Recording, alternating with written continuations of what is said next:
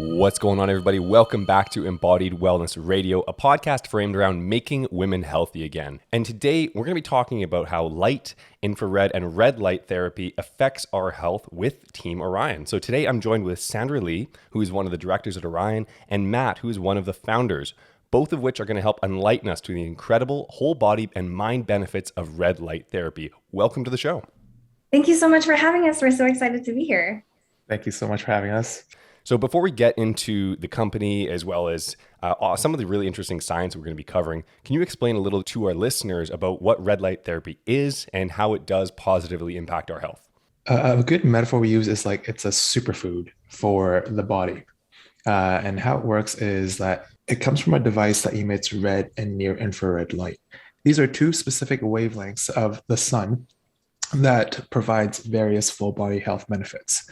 To explain a little bit deeper between the difference between red and near infrared. So red is a shorter wavelength that is the visible light that you would see from any red light therapy device.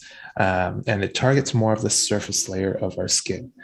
And when it targets the surface layer, it promotes more benefits such as collagen, skin health, even promoting sleep.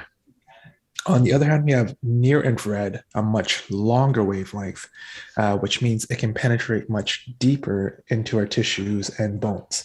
So that helps provide benefits such as muscle recovery, strength, improving strength, muscular strength and performance, and also reducing inflammation and joint pain and helping with cognitive function.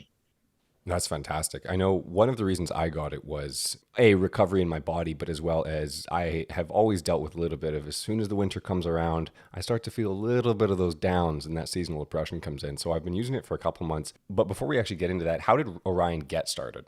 Orion actually started with Clarence, who is the founder of the company. And I kind of joined in a little bit later on after he started the company. And we, as Orion, it started with the idea that, we live in Vancouver, British Columbia. We don't see very much sunlight here. So we feel the effects of the lack of sun. And so we brought red light therapy into Vancouver to help with that problem. But what actually happened is we found that red light therapy helps with more than just, with seasonal depression. It provides all those benefits that I mentioned, and such as muscle recovery, sleep, energy production, blood circulation, and the list goes on. So when we noticed that, we realized that this is not just one thing. This is like a big thing and a thing that is going to help people essentially take charge of their health. So our company, Orion, what we want to do is ultimately help transform people in the way that they take back or take charge of their health. And so far, we're almost 2 years in, and it's been an amazing journey. And our team has grown since the very beginning, and we have helped thousands of happy customers through our expertise and our unique products. One of our goals is to essentially be the provider of at-home red light therapy, and really, it's to help people range from pain relief, reducing inflammation, and getting back to where they want to be with their health. Yeah, I totally agree. So when you say you gave a couple of the benefits there, and you said, and then there's so many more. Can we just go through them? Like, if you got a list, like let's just talk about them all. I can definitely read through a list. Yeah. Because it's really extensive. Like I can't even remember it all. And I want to, when people ask me about it, I'm like, how long do you have? Because like we could go on and on and on. So yeah, if you just want to rattle off a ton, just so people understand, like this really is a whole body and mind therapy.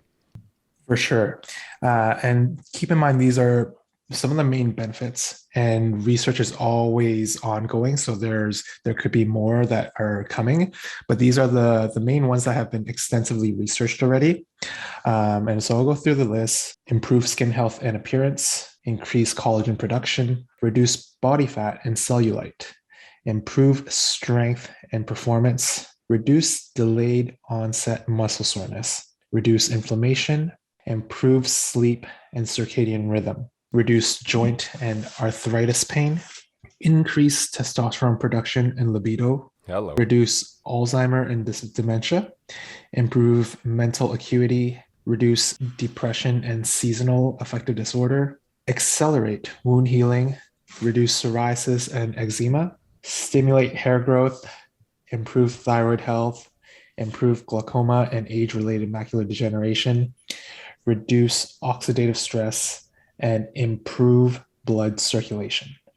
That is just fantastic. So That was a one long of the things, list. it is. It's crazy though. But to take it back a step, when I was an athlete and I realized that I was losing kind of months of my memory to this hazy blur, I knew I needed to take my brain health a little bit more seriously. So especially when I was in school, experimenting with new business ventures, and had already felt the effect of concussions, that's kind of when I started to look at new forms of therapy. It wasn't until only recently where I started to get into more red light stuff, and I'm excited to see over time what some of the larger benefits are. But I've always been worried a little bit about my brain, and especially long-term things like Alzheimer's. So I'd love for you to elaborate a little bit more on the effects of red light therapy on improving overall cognitive function and age-related memory and brain decline. Yeah, absolutely. And this is such a great question. I personally have a connection to this because I'm neurodivergent. And when I started working for Orion, they had given me a device, and I can say personally, I have felt immense benefits from it, being a neurodivergent folk. But to answer this question, let's get a little technical. Yeah. So, red light therapy offers such a wide variety of benefits. So, for the sake of this conversation, I'd really like to highlight three ways that red light therapy can help with brain function and mental health, in which, of course, I'll loop back to Alzheimer's. And those three ways are first, reducing oxidative stress, secondly, neurogenesis and neuroprotection, and lastly, inflammation.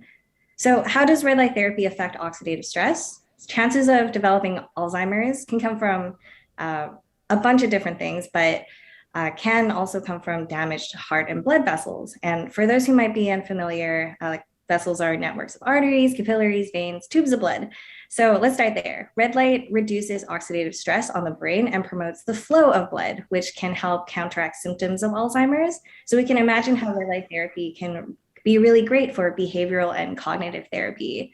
We've come across some amazing studies on red light therapy and depression with really positive results, showing antidepressive and anti-anxiety effects by looking at people's brain chemistry after using red light. And this looks like an increase of antioxidant and serotonin levels with decreasing levels of cortisol, nitric oxide, and neuroinflammation. So going back to the second of the three, neurogenesis and protection. Red light stimulates the regrowth of neurons. It also stimulates the formation of synapses between neurons, which influences the brain's natural ability to reorganize itself, forming new neural connections, which is an example really of how red light therapy can offer such a wide variety of benefits because red light targets the mitochondria of our cells. And because our cells are all over our body, this supercharge of our cells allows our bodies to take this energy and better decide how to distribute this energy. So the better the cells work, the better our bodies work. So I've listed a bunch of things now, and you might be wondering, great, what does that actually look like or feel like for me, someone who has also had traumatic head injury or someone who doesn't? If we use our red light in the morning daily, it feels like sharper mental acuity. You feel awake. And if you're like me, you'll really appreciate this lifting of brain fog, which is amazing. I've been using it at night, oftentimes late night because we've been working hard. But I've been enjoying the being able to combine it with like a meditation practice or something like that, because then you can kind of get this whole rounded benefit involved with it. So say I'm somebody who's been struggling with anxiety, depression, or maybe it's a larger issue such as Alzheimer's. I'm sure that the range you need to use red light therapy is going to be different depending on whatever your goal is. However, how long does it take to start to actually like see results? So I've been using it for about 20 minutes every night, which I've read in a manual that it's approximately probably like the max range. But I'd still been able to notice myself like being able to exercise more, maybe even 2 times a day. And the anxiety that I had developed probably about 8 months ago, it started to go away in about 4 months when I was like going to therapy and doing many, many things.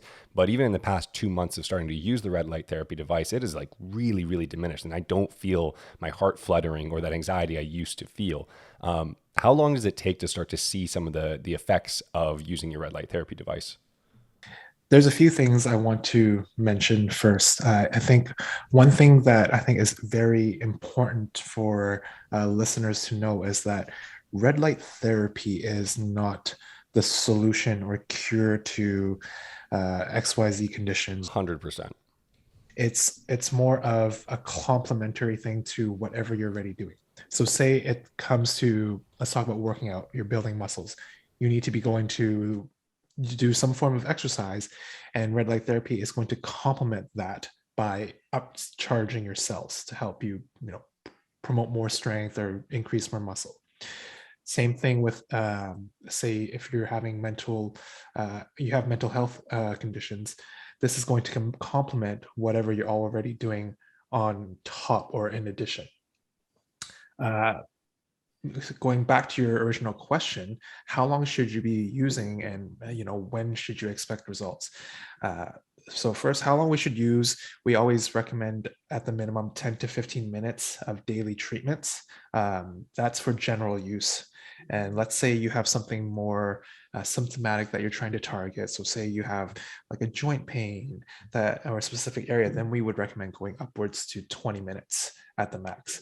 And the reason why we don't go beyond that 20-minute is because our lights are so powerful already, and your cells can only take so much light within a given time period.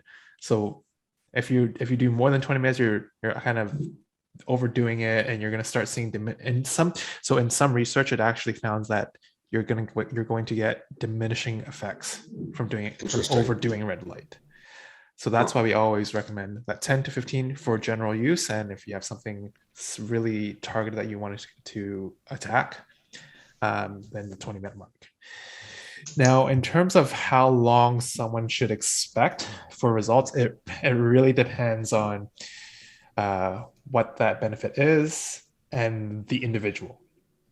So for some individuals, they might notice results within a matter of days.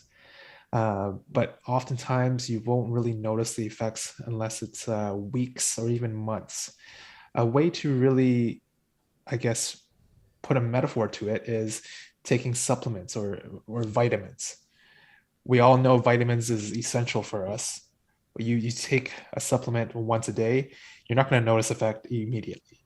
You won't really notice effect weeks down the road. It might come more long-term, like months and so forth. So that's going to be similar with red light therapy.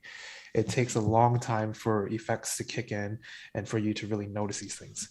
And the most important way to get the best results is being consistent with red light therapy. So that's why we recommend daily usage in that 10 to 15 minute range. Yeah, I agree. I think it is dose dependent depending on especially your situation, right? Because like I like the supplement metaphor. However, certain supplements such as magnesium, which are so critical to over 300 plus biochemical reactions in the body, if I'm deficient in that and I need it, I might feel that difference in a day. It might be really, really important. All of a sudden my energy comes back. I can feel myself relaxing. Anxiety, which similarly has an effect with the red light, would start to go away. And if I'm somebody who's like, I don't know, let's get really dramatic, living in the Arctic, and I'm in the long winter and haven't seen sun in months, I think that one dose would probably make a huge difference to yourself, right? So it is obviously dependent on your situation. But speaking of the sunlight, and you said we can only take in so much sun throughout the day, our cells can only take in so much of that energy from that light. So let's say I've had this on my vision board to get a red light for like a past couple of years. And now we're in a state where like, okay, we could actually buy one. And just so everybody knows, like they didn't give me one. We bought this. Let's say I'm using this during the winter time right now. As it starts to shift into spring and summer and I'm getting outside more, would you still recommend using the red light every day? Or is this more of a fall and winter time product and you might put it away during the spring and summer months? We would still recommend using it every day just because the way that the light works, it's so concentrated in that specific wavelength of the sun. It's different from the sun in that the sun has a wide range of wavelengths. You have your UV light, that's Mm-hmm. important for vitamin D and others, so forth. You have blue light, and it goes on. Red light therapy is only a specific wavelength of sunlight, so we wouldn't say put it away. That being said, we wouldn't say it's a substitute for the sun either when the sun comes out. Definitely go out, get 100%. sunshine, but red light therapy has its benefits for those specific wavelengths that it provides. Okay, that's interesting. Now, in comparison to an actual rising and setting sun, I've got this spring and summer routine where I like to wake up as the sun's rising, get outside, and people might not like the term, but it's called butthole tanning, where you just strip down as naked as you can and get as much of your body in those rising red and orange lights and yellow lights in the morning. And it's interesting because our body is so sensitive to the light that we're taking in throughout the day. And prior to this past couple of years, I had a sun allergy, which is ridiculous. And most people didn't even realize that's a real thing. But I mean, Sandra and Matt, as you can see, I'm one of the whitest people you'll ever see. And what happens is I would go away on vacations and I would burst out into hives after being in the sun. And essentially it was like a grade 3, which is pretty mild. But what happened is my body would send white blood cells to the area where it suspected it was getting a burn. And I would get hives on these sunburns. And I was like, this is just the worst thing in the world. How could I even go out and enjoy my time? And what happened is as I started listening to more research, reading more articles, and learning more about how our body interacts with light, I started making a habit of waking up in the morning, going out and butthole tanning, and getting as much as my skin into the sun first thing in the morning, so I could have my body start to accept that, hey, now we're starting to look at these certain UV rays in the morning, and I was starting to take in different energy levels from the sun. And what I noticed is I could go out in the middle of the day after a couple of weeks and not have a burn.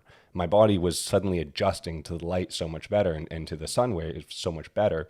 And then I'd finish the same thing. I'd go out at night as the sun was setting and get the exact same downward effect of some of the same light sources. And my body seemed to A, reset its circadian rhythm really, really well. And then B, I wasn't getting sunburns anymore.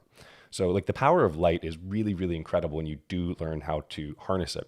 And much like Matt was saying, going back to the what is the level of importance?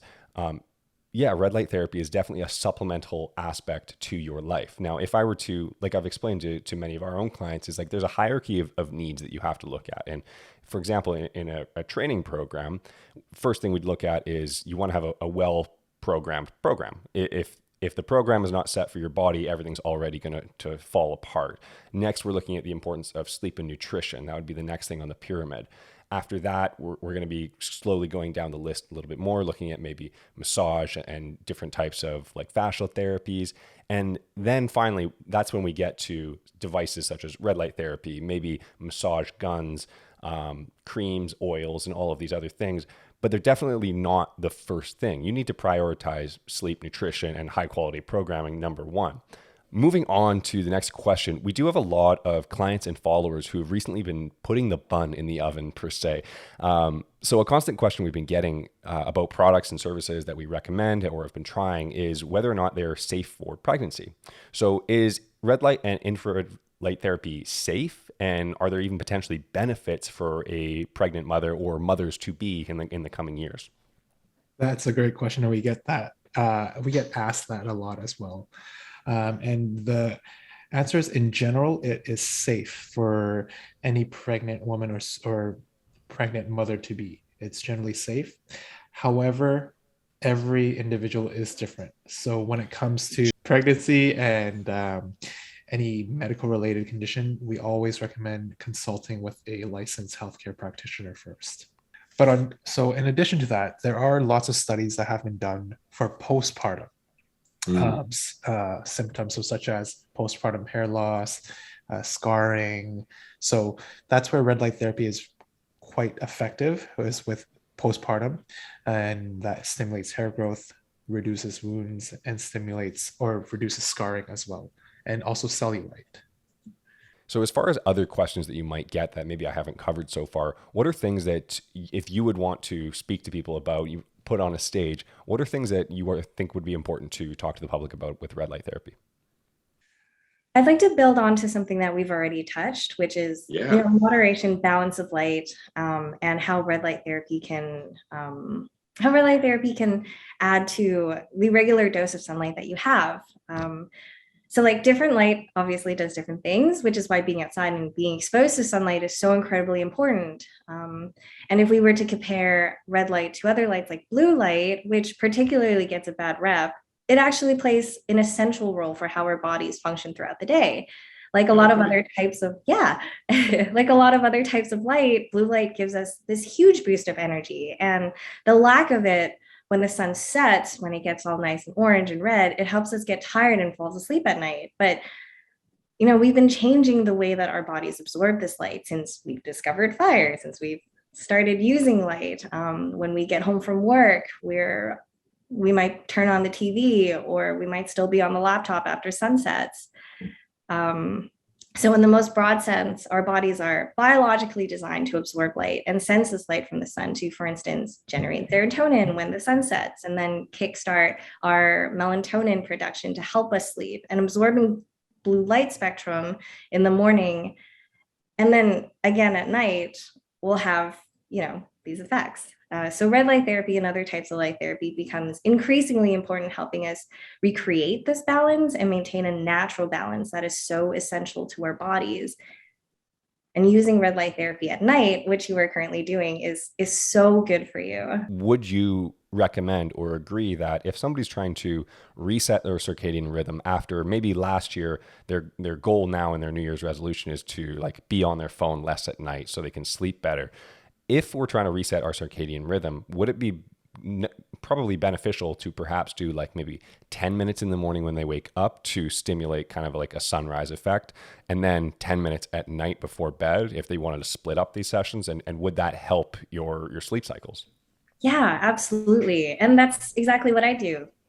First thing I do after perfect. washing my face, I use my red light for about 15 minutes. And right before bed, just like you, I pop up my meditation app, sit in front of the red light, or lay on my bed with my red light, and then go to sleep. Even if you don't have a red light with you, just try not using your phone before bed and see what that lack of blue light can do for your circadian rhythm.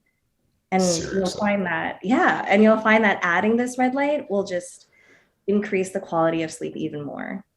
So one of the important things about red light therapy and just all of these light therapies in general is understanding like the wavelength frequencies and how those affect your body. And I know it's different from device to device. And a lot of times like people are looking at like these $10 Amazon treatments and I know they're not offering the proper wavelengths that you need for certain therapies.